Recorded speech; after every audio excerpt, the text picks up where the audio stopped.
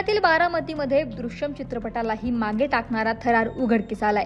भारत फोर्समध्ये कार्यरत असलेल्या 41 वर्षीय प्रवीण प्रकाश जगताप यांना गुंगीचं औषध देऊन क्रिकेट बॅटनं मारहाण करण्यात आली।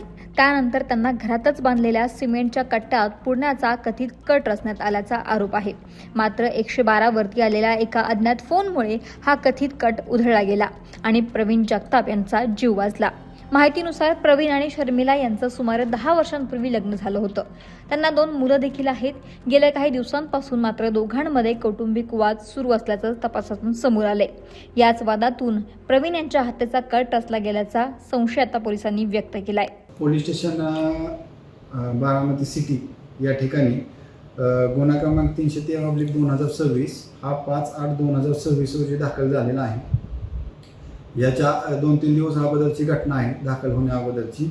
याच्यामध्ये विक्टीम प्रवीण प्रकाश जगताप यांना त्यांच्या पत्नी शर्मिला प्रवीण जगताप यांनी 2 दिवस गुंगीचं औषध देऊन घरामध्ये बॅटनं मारहाण केलेली आहे आणि त्यानंतर गॅलरीमध्ये एक डक्ट बनवून त्या डक्टमध्ये संबंधित विक्टीम यांना ठेवून वरून कडाप्याच्या सहाय्याने त्यांना त्या ठिकाणी झाकण्याचा प्रयत्न करत होत्या।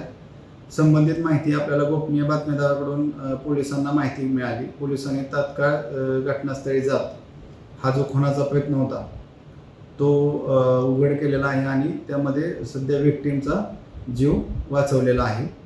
यामध्ये आपण BNS 109(1) व BNS 108(1) या अन्वये गुन्हा दाखल केलेला आहे। संबंधित आरोपी अटक आहे आणि त्यांना आपण न्यायालयापुढे हजर करून सध्या त्यांना 10 ऑगस्ट 2026 पर्यंत आपल्याला पोलीस कस्टडी मिळालेली आहे। यासंबंधी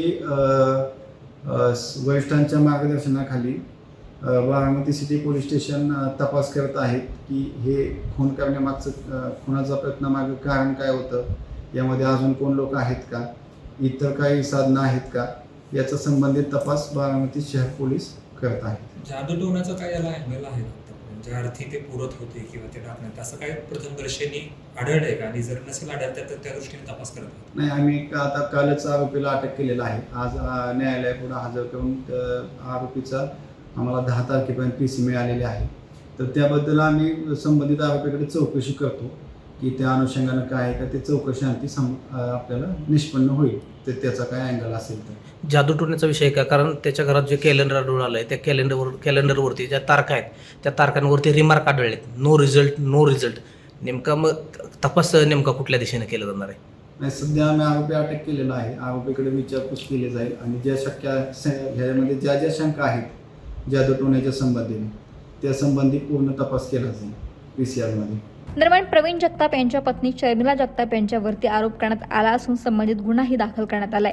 घटनेची माहिती मिळताच पोलिसांनी तातडीने तपास सुरू केला असून या प्रकरणातील नेमका घटनाक्रम आणि हल्ल्यामागील कारणाचा शोध आता घेतला जातोय। परंतु या घटनेनं परिसरामध्ये एकच खळबळ उडाली आहे।